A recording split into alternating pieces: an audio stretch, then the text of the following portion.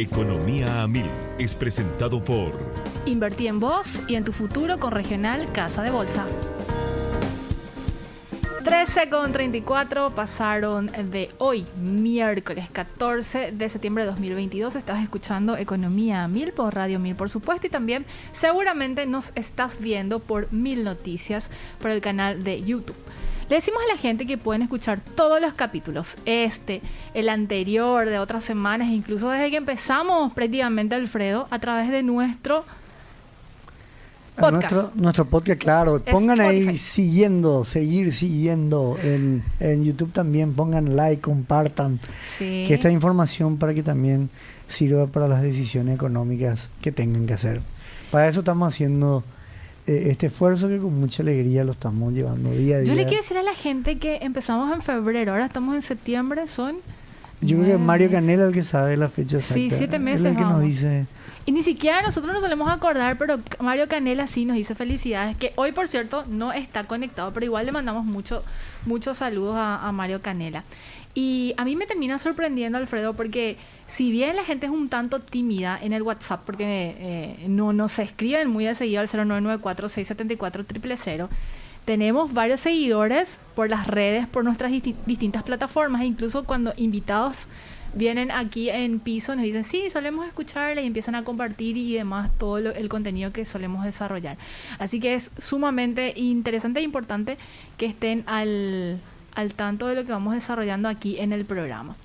Creo que estamos teniendo un pequeño inconveniente con la conexión a la llamada telefónica, pero vamos a resolverlo. Teníamos pendiente hablar con el director de la consultora Géminis, Alejandro Fernández, sobre la semana después al rechazo constitucional, así que vamos a ir ajustando porque creo que hay un inconveniente ahí, Alfredo. Sí, ahí le estoy escribiendo a Alejandro, justamente. Lo que pasa es que Alejandro está justo ahora en España. Entonces capaz le estamos llamando al número Entiendo. Chileno-español. De igual manera hay que destacar que lo que está pasando en Chile, o lo que pasó en Chile, nosotros queremos traer en mesa para que justamente podamos entender el contexto y la situación del país. Ahí Priscila me dice, ya estamos en línea con Alejandro. Buenas tardes, Alejandro Fernández, ¿cómo estamos? Bien, gracias. ¿Cómo están ustedes? Muy bien, ¿nos escuchás bien, Alejandro? Buenas noches ya, Alejandro, ¿no? Buenas noches, Bueno, ya por ahí. Sí. Por acá sí. Ay, ¿qué hora tenés ahí? ¿Qué hora es?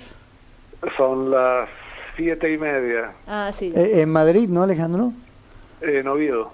En Oviedo. Y bueno, ahí igual se cena tarde, ¿no? Después de las... Sí. Sí, Qué genial. bueno. Alejandro, bueno, primero muchísimas gracias por recibirnos, estar con nosotros. Obviamente acá desde Paraguay también nos interesa mucho seguir todo lo que está pasando ahí en Chile y de manera especial cuál ha sido el impacto, ya sea en materia económica, de este rechazo que hubo a la Constitución, creo que si no me equivoco la semana pasada. Sí, fue el domingo 4. ¿Qué nos podrías comentar, Alejandro?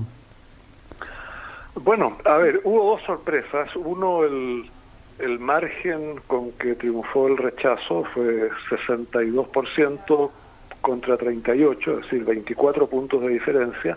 Las encuestas en general daban desde hacía varios meses como ganador al rechazo, pero no con un margen tan amplio. Y lo otro fue la participación. Votaron más de 13 millones de personas, eso es más del 85% del padrón electoral. Y si bien no es tan sorprendente porque en esta ocasión fue con voto obligatorio, no teníamos voto voluntario desde 2012, pero para este evento se hizo obligatorio el voto. De todas maneras se esperaba una participación menor. Entonces, finalmente, parece que la participación por sobre lo anticipado contribuyó a explicar este resultado.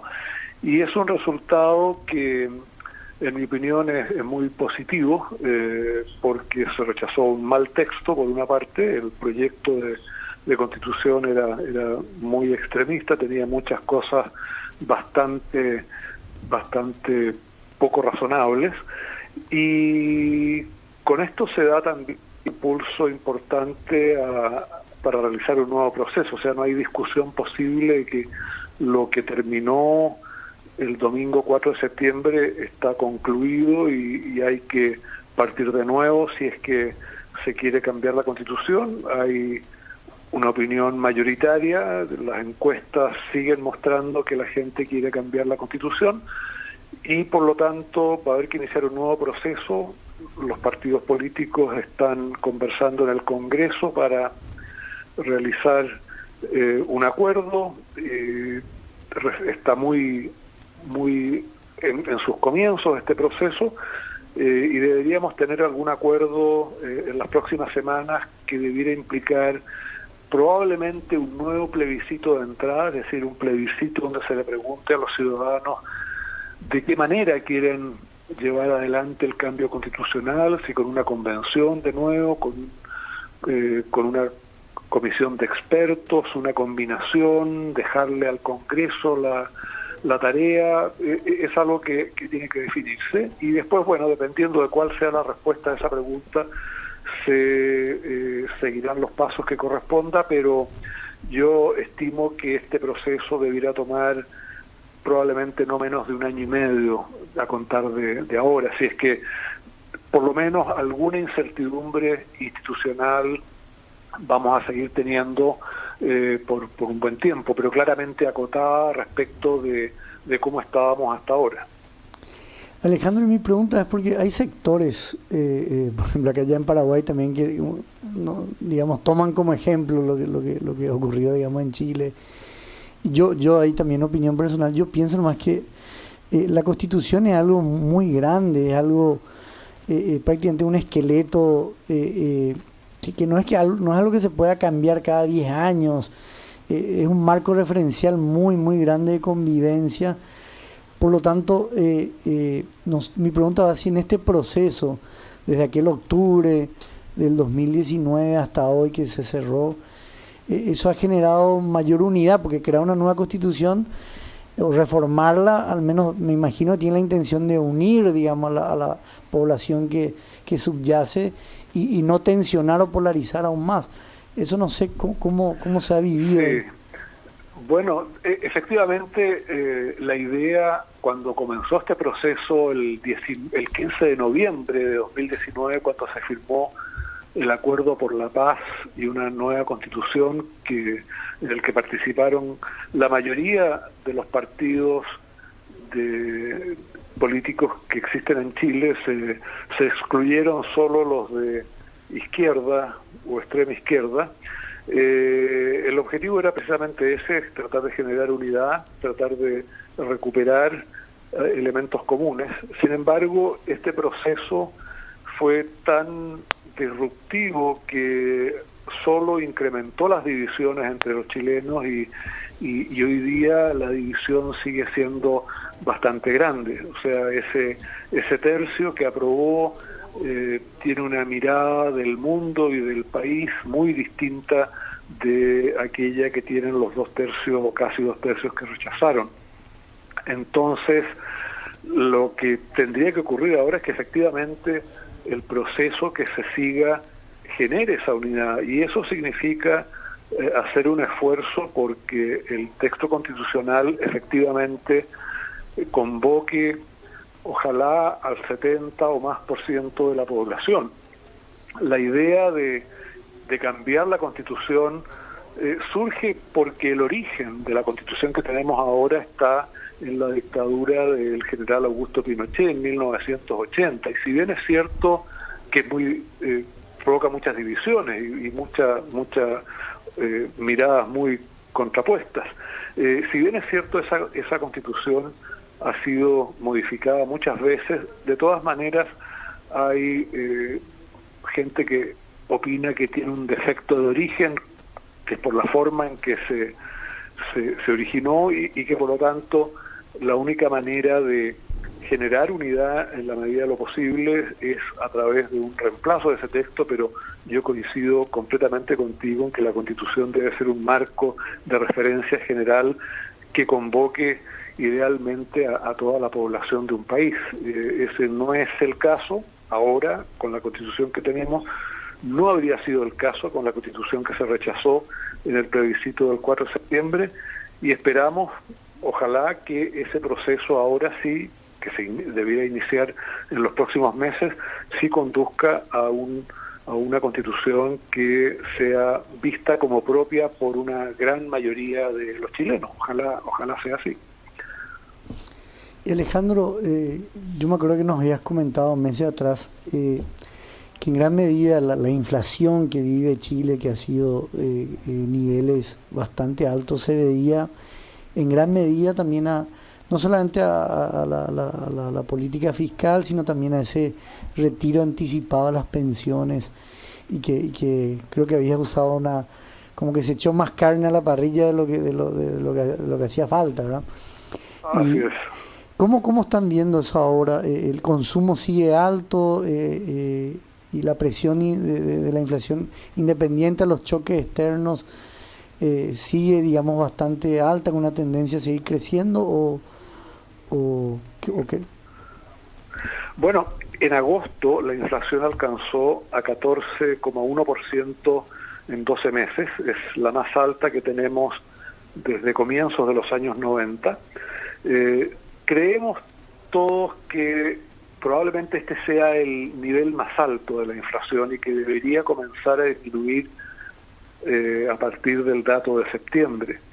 Sin embargo, el camino para volver a una inflación de no más de 3%, que es la meta que tiene el Banco Central, probablemente va a ser bastante largo, porque si bien es cierto, la mayor parte del exceso de demanda ya se eliminó.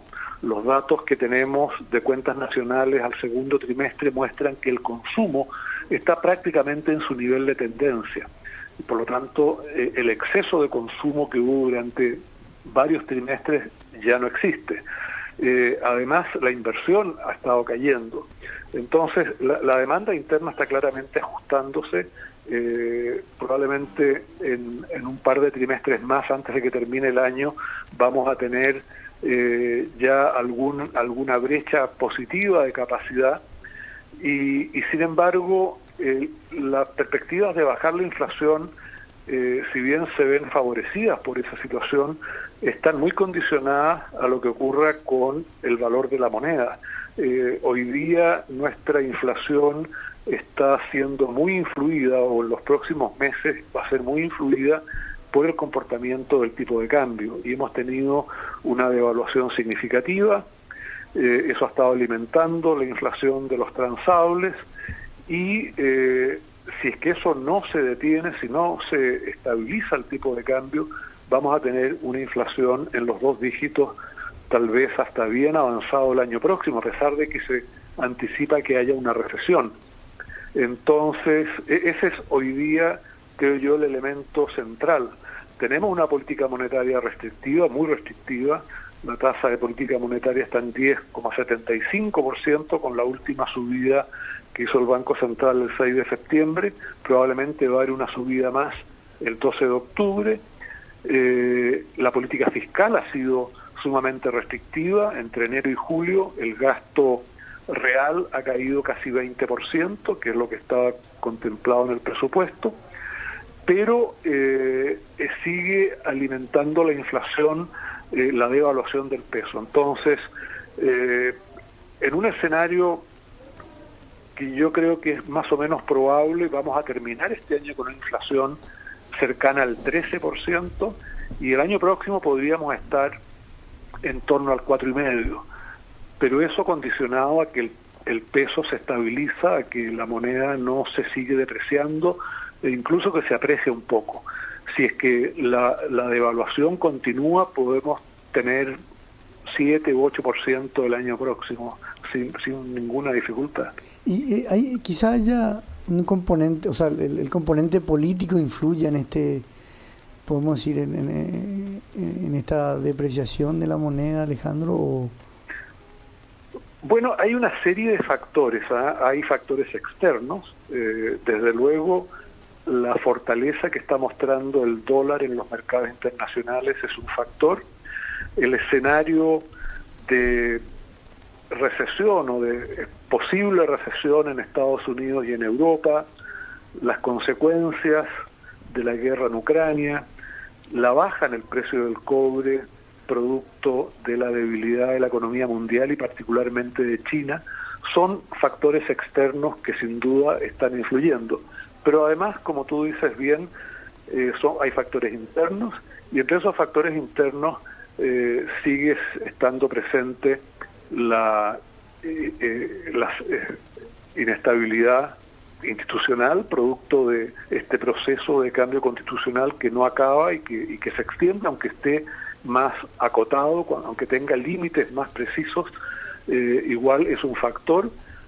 Tenemos un gobierno de izquierda, es el gobierno más izquierdista que hemos tenido desde el de Salvador Allende a comienzos de los años 70 del siglo pasado, apoyado por una coalición que es bastante extrema, y por lo tanto, si bien el ministro de Hacienda da confianza, las políticas que prefiere este gobierno no son del todo tranquilizadoras. Hay una reforma tributaria que está en el Congreso que pretende recaudar hoy día 3,5 puntos del Producto Interno Bruto, al cuando comenzó eran más de 4 puntos del Producto Interno Bruto.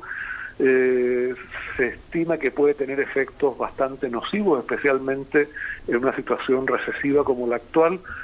Y por otro lado, producto del exceso de gasto que tuvimos durante mucho tiempo, el déficit de cuenta corriente llegó a 8,5% del PIB en los últimos 4 trimestres terminados en junio, es decir, una cifra que no se veía desde los años 80 y que obviamente no es sostenible. Entonces, es un conjunto de factores.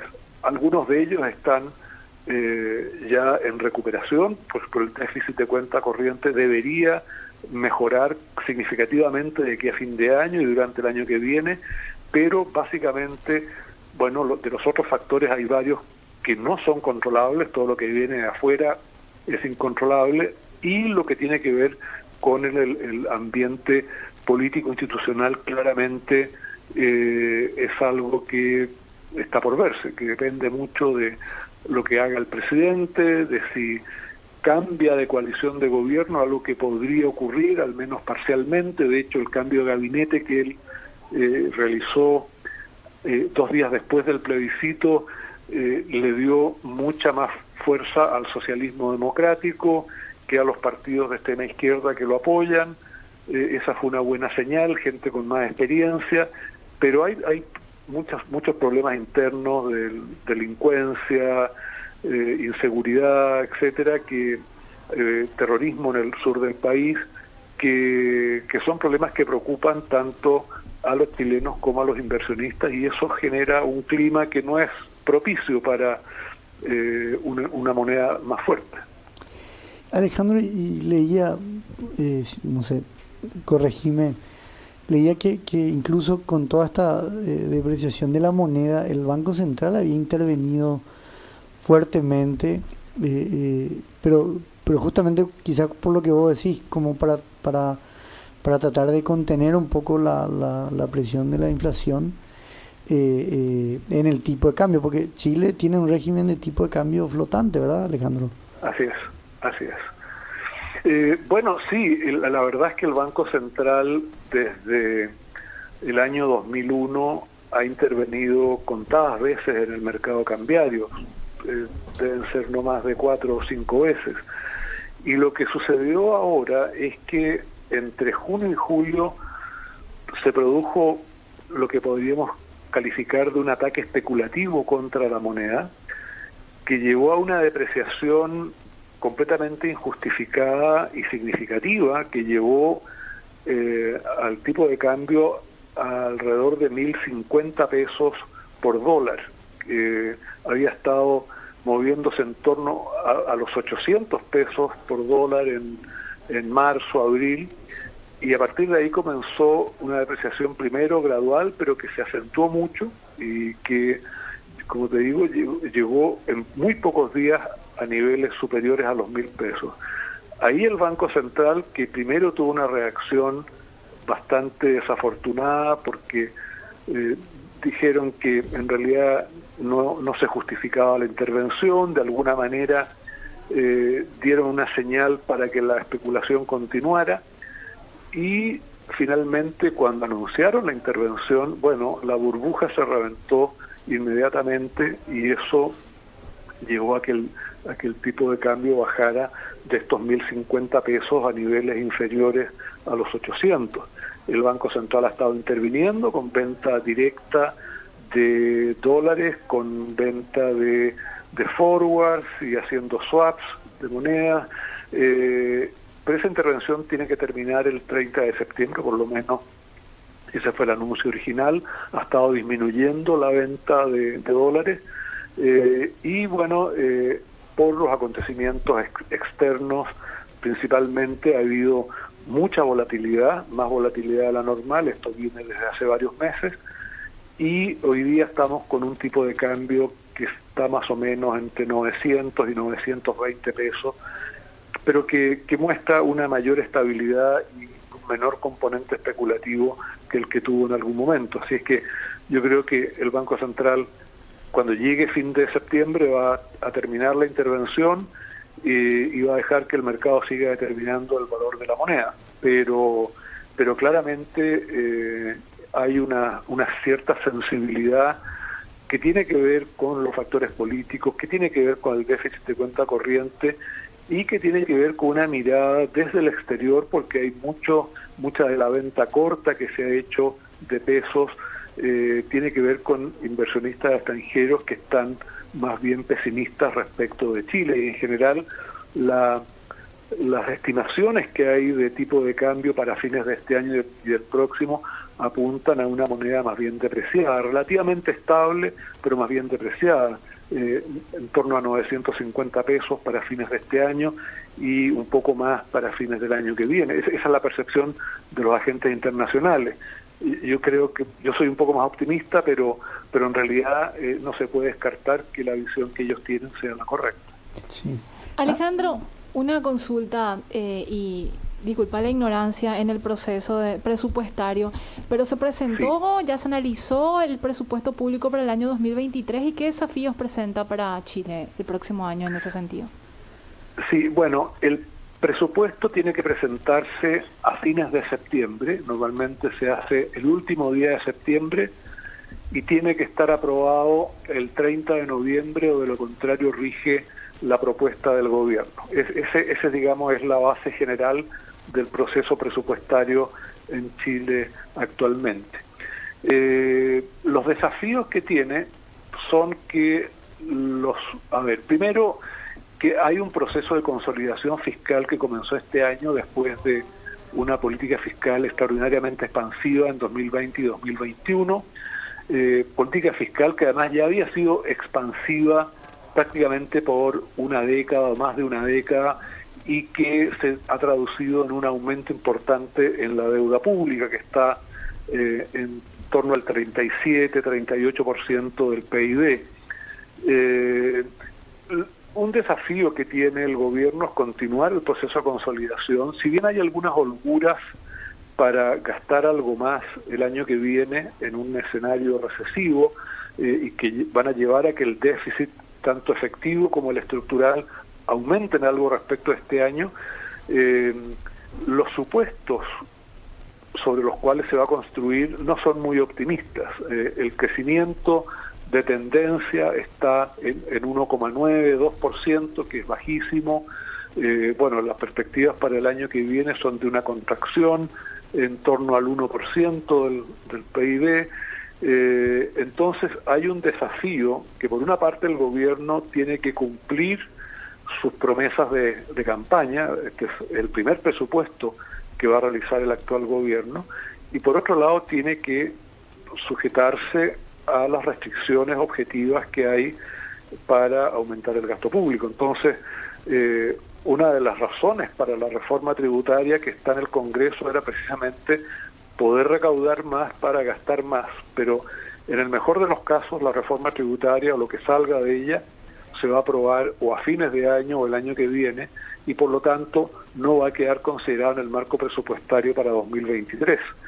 por lo menos en su mayor parte. Entonces, lo que esperamos nosotros es que el presupuesto tenga un crecimiento de gasto real de 3-4% tal vez, y eso va a llevar un déficit efectivo del orden del 2,5 a 3% del PIB. Este año el déficit va a ser de 1,5% más o menos,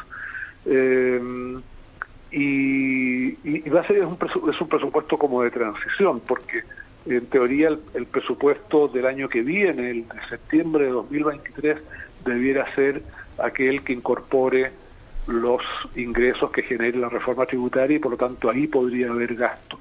Lo otro que es importante es que en paralelo a esta reforma tributaria debería estarse presentando en los próximos días una reforma al sistema de pensiones, y que eso va a traer un aumento en la cotización previsional para poder financiar parte del gasto de redistribución en pensiones que quiere hacer el gobierno. Entonces, hay una presión, o va a haber una presión fiscal bastante fuerte, pero yo creo que el presupuesto para el año que viene se va a ajustar a cánones razonables, que si bien va a tener un déficit mayor que este año, no va a implicar una política fiscal irresponsable, sino que más o menos dentro de los parámetros que razonablemente uno podría suponer para un año recesivo como el que viene. Alejandro, un gusto como siempre tenerte. Bueno, encantado. Muchas gracias, Alejandro. La verdad que muy, muy interesante. ¿Cuánto, perdón, Alejandro, cuánto es el aporte patronal y el aporte de obrero ahí para el fondo? Bueno, la cotización total es 10%, que sale de la remuneración del trabajador, pero bueno, como ustedes saben, esta es una norma que existe desde 1980 y que por lo tanto se ha arbitrado. Inicialmente era más alta y se bajó a 10%, y eso permitió que la remuneración líquida del trabajador aumentara. Entonces se estableció de esa manera. El aumento que quiere hacer el gobierno a 16%, de 10 a 16%, sería de cargo del empleador completamente. Pero sabemos que eso es algo que con el tiempo se va ajustando, y que dependiendo de la oferta y demanda por trabajo se comparte entre el trabajador y el empleador. Pero digamos, inicialmente al menos lo pagaría el empleador ese 6% adicional. Alejandro, que tengas un excelente miércoles. Bueno, muchísimas gracias. A usted también. Felicidades. Gracias. Saludos con las tapitas ahí. Era Alejandro Fernández, director de la consultora Géminis, hablándonos sobre la semana después al rechazo constitucional.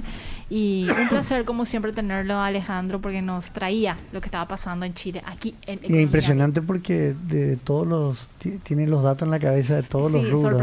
Sorprendente la verdad. Impresionante.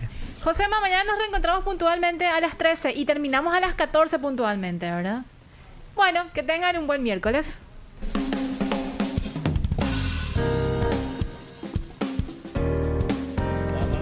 No te pierdas el próximo capítulo de Economía a Mil. Economía a Mil es presentado por Invertí en vos y en tu futuro con Regional Casa de Bolsa.